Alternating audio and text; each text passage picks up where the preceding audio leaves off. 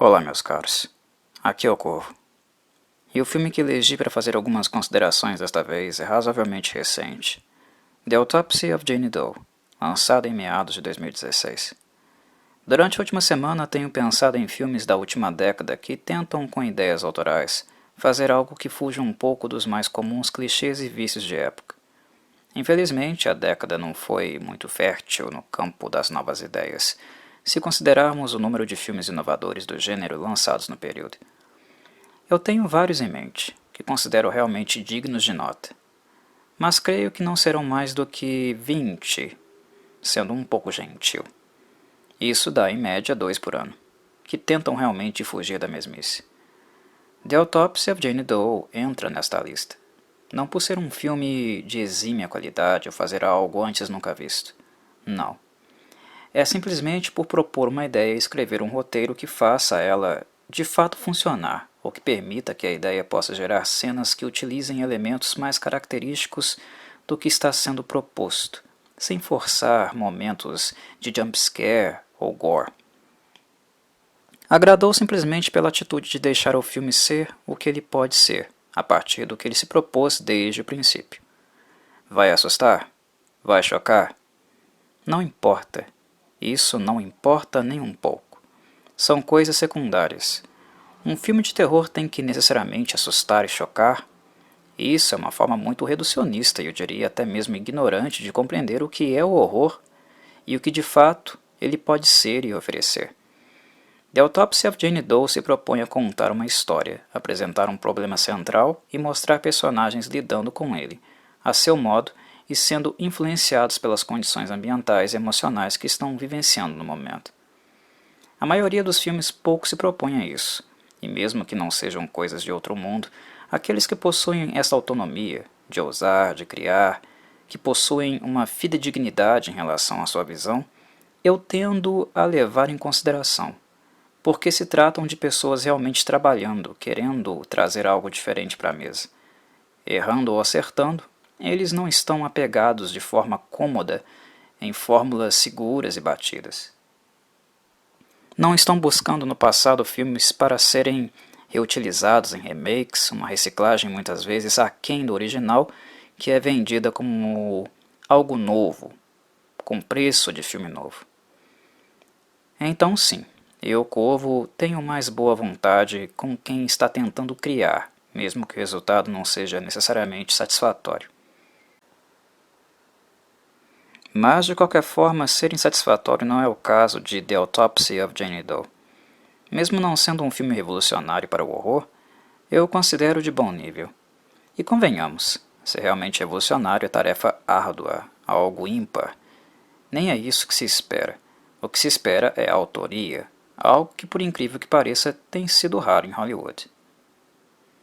Este está entre os mais simples e ao mesmo tempo mais sólidos filmes de horror da década. Dentre aqueles 20 que mencionei, vários estão na frente dele, mas ele é muito sólido e principalmente honesto, algo que me agrada também. É um filme com os pés no chão e sem complexo de grandeza.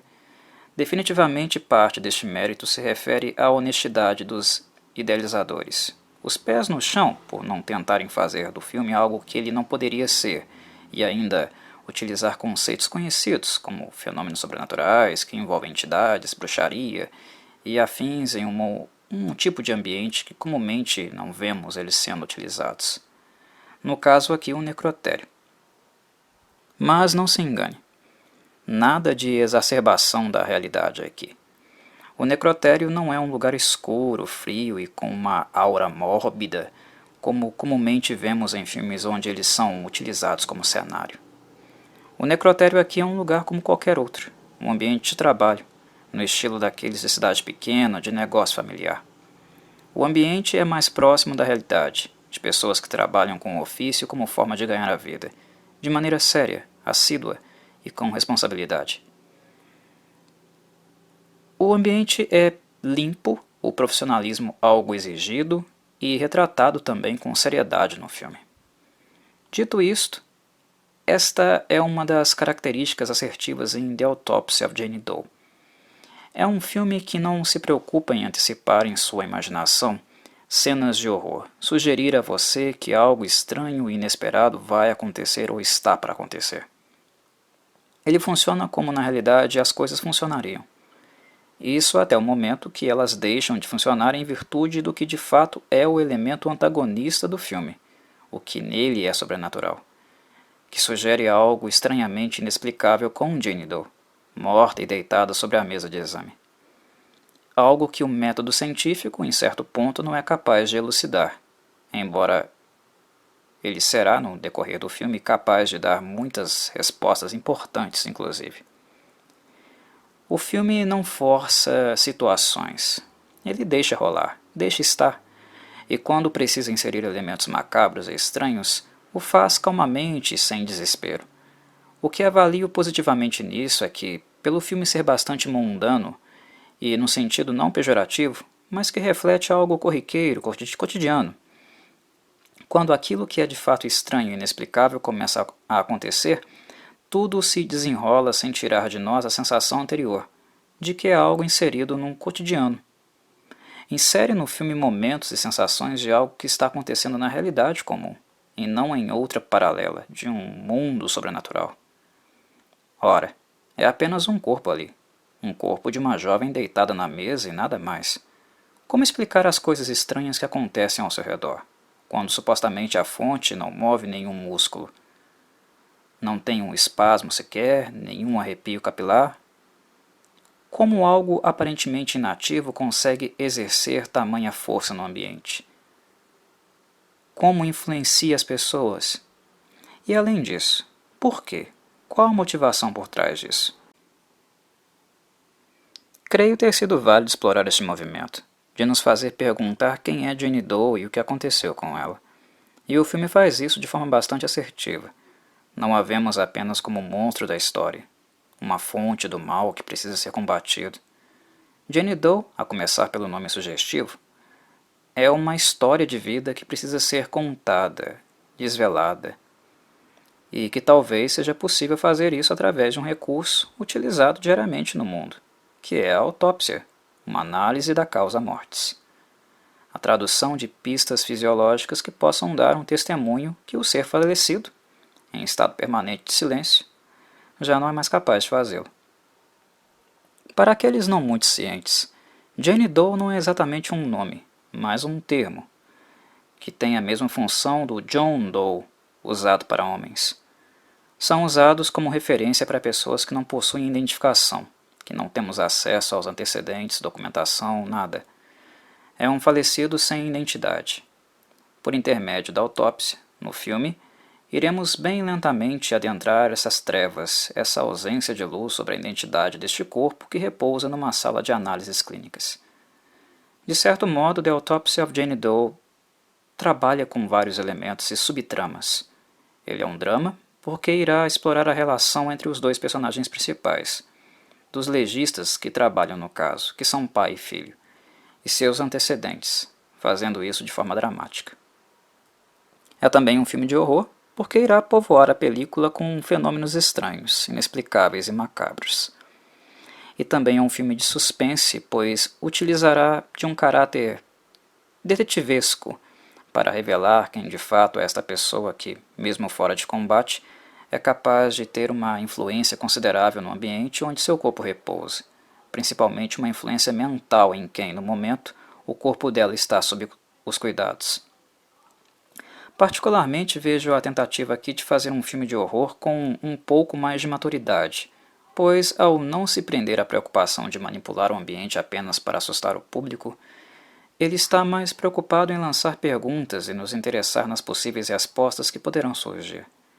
E isso é algo bastante curioso, em termos de efeito. A autópsia é um procedimento bastante nojento para as pessoas que não são da área, que não têm hábito com as atividades de um legista. Mas mesmo assim, com o nojo e os mais sensíveis virando o rosto quando a dissecação está sendo feita, a partir do momento que pai e filho fazem a coleta de pistas e concomitantemente elaboram o seu dossiê, nós que assistimos somos tomados por um interesse não mórbido, mas analítico também. Nós queremos saber, queremos entender, ou seja, queremos que a autópsia continue, que estes dois personagens prossigam com aquilo que se propuseram, mesmo que o ambiente ao seu redor esteja, digamos, com um clima pesado, hostil, tenebroso, visto que Jane Doe não compartilha do mesmo interesse.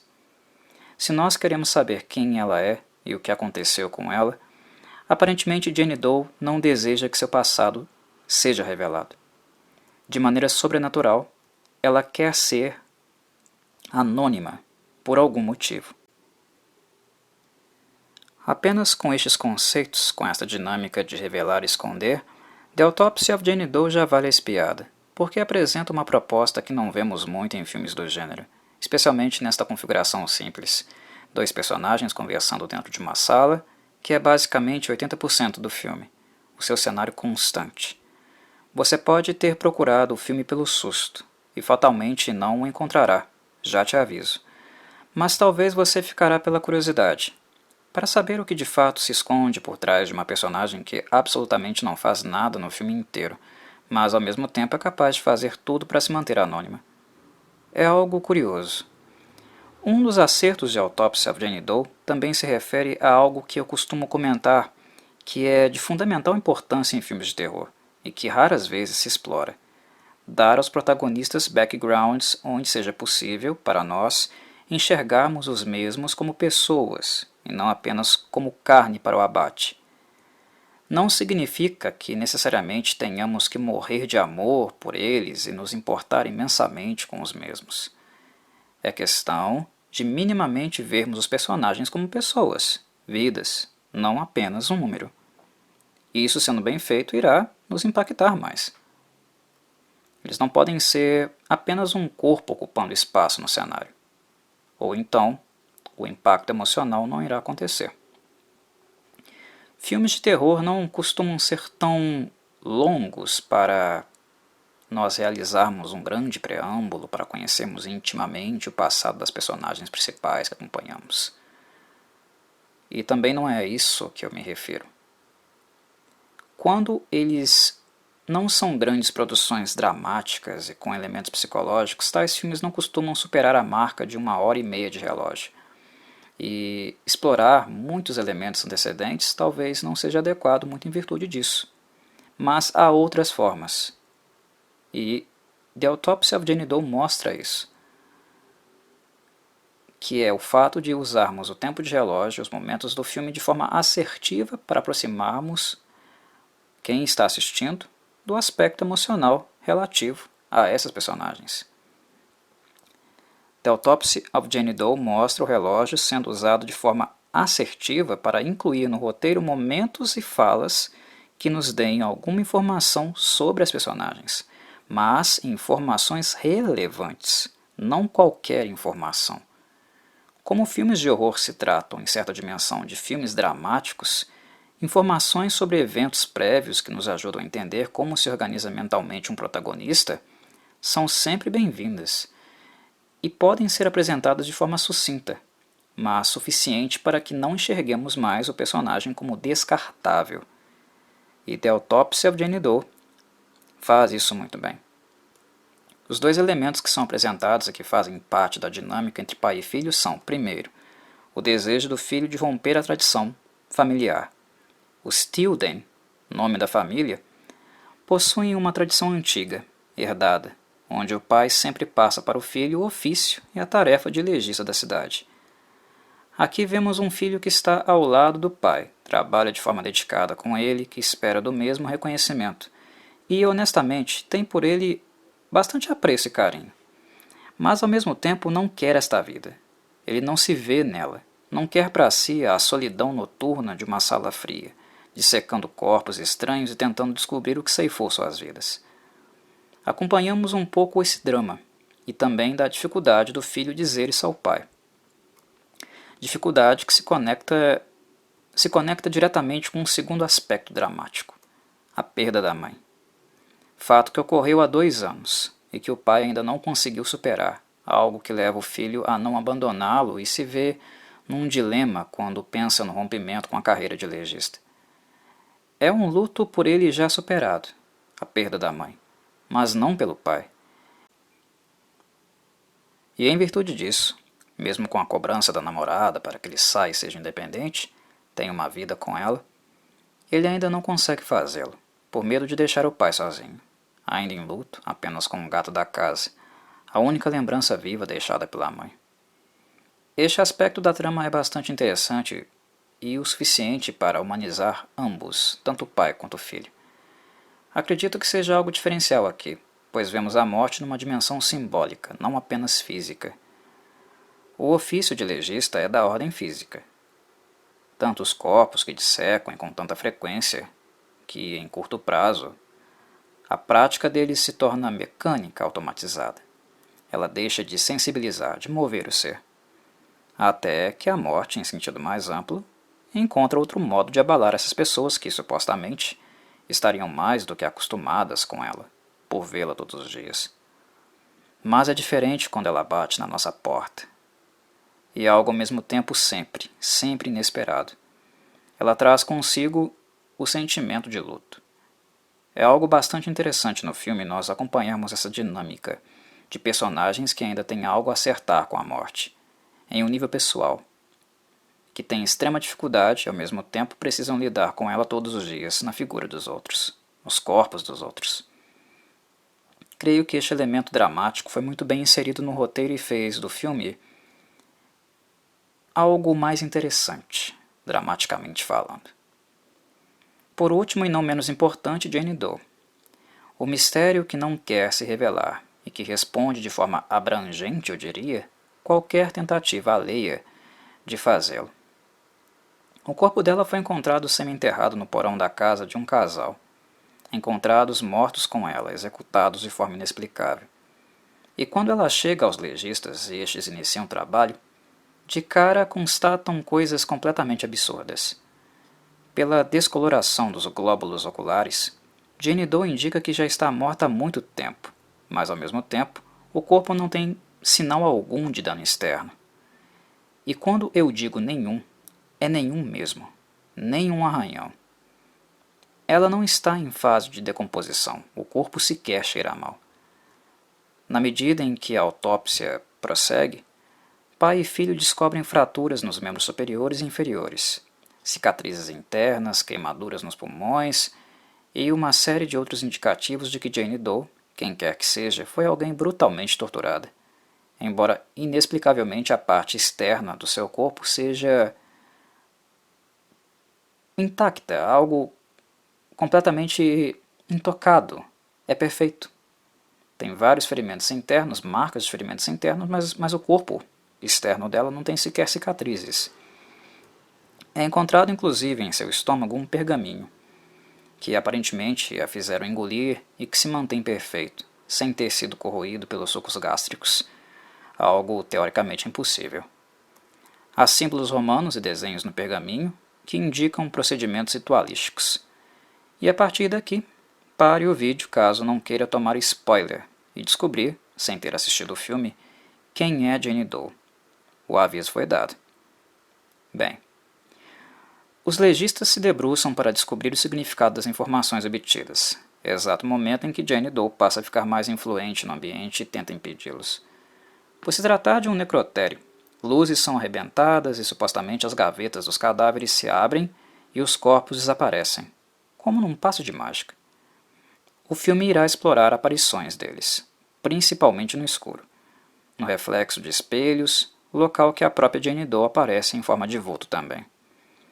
Mas uma qualidade interessante no poder que emana de Jane Doe é o controle mental. A influência de seu poder é mais psicológica do que propriamente física. Algo que ela vai explorar algumas vezes e criar situações onde nos perguntamos: isso é real? A questão é que, para os protagonistas, sobre a influência maligna da jovem, é tarefa ingrata realmente distinguir o que é real e o que não é, e isso acarretará, digamos, alguns traumas no decorrer do filme. A principal luta deles no decorrer dos 86 minutos é para conseguir voltar ao trabalho, porque eles se dão conta, em determinado momento, de que tudo o que acontece se dá em virtude de Jane Doe não querer que eles saibam mais, que encontrem algo que ela fortemente tenta esconder, e caso seja descoberto, possam pôr um fim definitivo à sua influência. Na medida em que o trabalho é retomado e através da lobotomia, os legistas descobrem algo curioso ao avaliarem um tecido cinzento no microscópio, parte do material cinzento dela. As células de Jane Doe estão, na verdade, vivas, ou seja, o motivo da dificuldade que eles encontraram, depois de várias horas analisando o corpo dela, o motivo de não descobrirem com muita facilidade o que a matou, a razão de sua morte, é o fato dela nunca ter estado morta de fato.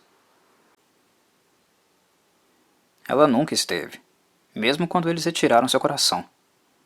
Há algo em Jane Doe, alguma coisa que a impede de morrer, e ela estava sentindo tudo o que fizeram com ela. Com a ligação de todas as pistas que coletaram do corpo, pai e filho descobrem que Jane Doe é do norte, e que possivelmente ela era uma bruxa da época da Inquisição em Salem. Ela, no caso, é um corpo que perambula de um lugar para o outro desde sua execução, entre aspas, visto que ela nunca morreu de fato. E perambula entre aspas também, porque carregam ela de um lugar para o outro, né? O pai sagazmente logo esclarece que as bruxas mitológicas nunca existiram, que a terrível história de Salem não passou de fanatismo e perseguição à crença e cultura local. Mas, ao mesmo tempo, ele constata que todos os modos de tortura que a jovem Jane Doe foi submetida criaram algo realmente de outro mundo. Ela foi acusada de ser um monstro e torturada por isso. E a tortura e os traumas a transformaram nisso, nesse monstro, neste corpo inativo, onde o ressentimento e o ódio não possibilitam, não permitem que ela realmente descanse. Jane Doe é um corpo que não morre porque passou a ter como objetivo fazer que todos em seu caminho sofressem o que fizeram com ela. Ela é movida pelo desejo de vingança, que agora é totalmente indiscriminado. Ela afetará de alguma forma todos que desgraçadamente cruzaram seu caminho. E a razão de ela ter sido encontrada semi-enterrada foi o fato de seu último portador, ao chegar a essa conclusão, ter tentado interromper este ciclo de violência, mantendo o corpo no solo. Algo que ele não conseguiu realizar, porque através de seu poder, ela o interrompeu. E a história tem se repetido assim há séculos, desde que a pobre sofreu os abusos físicos mais brutais possíveis de serem causados numa pessoa. Jane Doe esteve nas mãos de fanáticos, cruéis, que a levaram a sentir uma dor muito extrema e sem permitir que ela de fato morresse. E provavelmente, quando o corpo dela chegou ao limite, perto disso, o trauma causado por este mal a transformou nisso aí, no que ela é agora. E assim, ela iniciou o seu ciclo de vingança ininterrupto. Levando em consideração todos os elementos citados nestes apontamentos que eu fiz, percebemos que eles fazem menção a tipos diferentes de gêneros e histórias.